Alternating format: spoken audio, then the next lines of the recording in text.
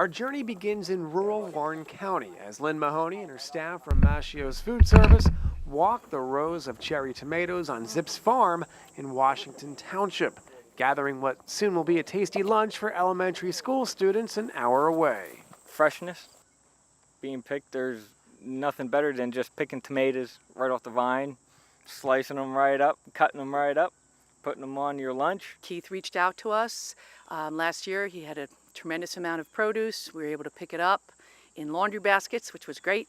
And then we made this decision together. Wouldn't it be nice if he planted just for us? And the partnership was born on this 3-acre plot of land filled with veggies, all for the kids. It's the first farm-to-school lunch program in the state. If you are looking for something to do, Disney on Ice is the place to be, and we are talking about a whole new one. Take a look at some of the cool stuff you'll see. This is swing poling. I was like, whoa, how do they do that? Luckily, I have Melody here with us. She's part of the ensemble cast to walk us through what we're seeing. So what part of the show is this? Oh my goodness, this is in the Coco section of our show. It's a traditional Mexican celebration. It's a blacklight number. And these guys are on 20-foot flexible poles performing in masks and costumes and just making it a party for everyone. Yes, such a blast. And it's not just the swing bowling that you get to see. You also get to see hoverboarding. Now, yes, what's this about? You do. The hoverboards are incredible. It was a way to get our acrobats that are in the show out on the ice with us. And they trained for hours a day for like 3 months to be able to do all these tricks. Smoke from the burning restaurant could be seen from miles away. The fire, believed to have started in the kitchen, raged for nearly 2 hours before crews from all over Ocean County got the upper hand. It's heart-stricken. I mean, a lot of people, are at a loss right now because we're a big family here. Fork and River is a small town, but people have been coming here for years, way before I got here, and you can see that. It's one of the things that attracted me here. It's like Cheers. You're watching live as Tammy makes her way to the ocean.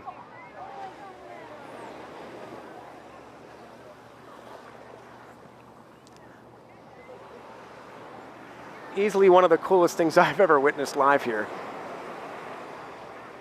Happening right now in Point Pleasant Beach. When some of the best names in golf get here, they park in this parking lot, for example, Tiger Woods, and then they head right into the Players Performance Center. And we got an exclusive look this morning. The question is how to play like Dustin Johnson, the pro fresh out of a trip inside to see these guys early Thursday morning. We're the ones that make sure that they're warmed up, flexible, and that they've got a good strength and good movement patterns ready to go for the course. In our view, there can only be one explanation. Suez has mismanaged our system. Hoboken Mayor Ravi Bala put the blame squarely on Suez for this summer's numerous water main breaks. He says the water company's meter project in the city's southwest district could have led to the 14 breaks. Suez reps say the breaks come down to one thing: old infrastructure. A system that is more than 100 years old. Very difficult to operate and run a system that is of that age. In Long Branch, the early bird got their sweat on before the sun and temperatures rise. With your hands, try to use your belly. We have to do it before the sun comes up, or you can't even maintain any energy all day because you sweat it all out in the morning. This workout group taking heed of hot temperature do's and don'ts, like this lifeguard getting her workout in early.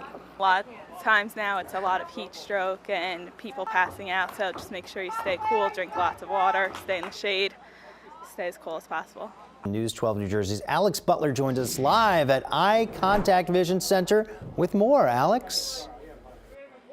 Yeah, and they have raised quite a bit of money. We're talking about over $4,000, all to fight a great cause that actually is curable. Now you can see here, the shaving has begun, and a lot of this is really just to get the word out about colorectal cancer and making sure that people know that this is a curable thing. This is something that really, if you just go get checked, it's something that just needs to have the awareness. And so Dino is actually part of the North Bergen Police Department, and is going to walk us through a little bit about why you guys got involved. Well, it's just community outreach in its purest form. It's a fun way of communicating an important message, instigating a conversation with the public about something that's entirely preventable. It's cool when I see police officers, they give me high fives.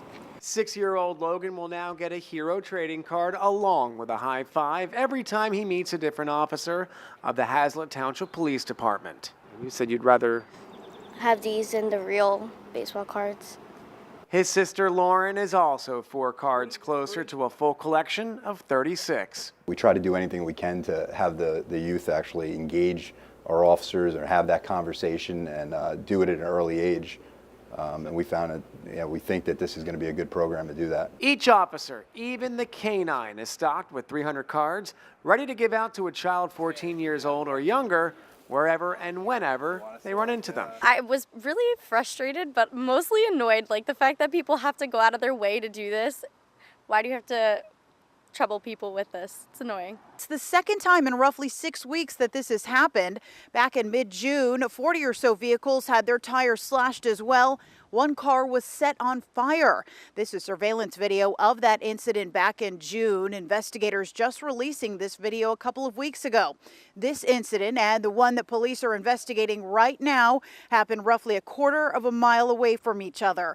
It's not known right now if both are connected. If you have any information about what happened here, the Somerset County Prosecutor's Office wants to hear from you. In Manville, Megan Dice, News 12 New Jersey. With photojournalist Andrew Chase's live picture this morning. This is Route 1 going north here in the Edison area. We're just past Main Street, between Main Street and Old Post Road, out by the Top Golf and out by the Ray Cattina Auto Complex there. And it's a truck.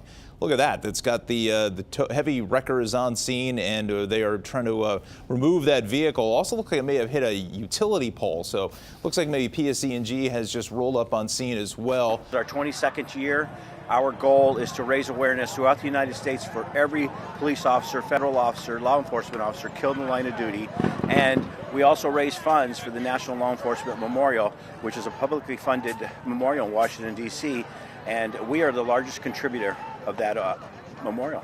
Somebody that has been killed in the line of duty, we remember them because it teaches us that our job is dangerous, that we're here to serve the public, and that service that those officers gave is something to be honored, and that's what we do, we honor them.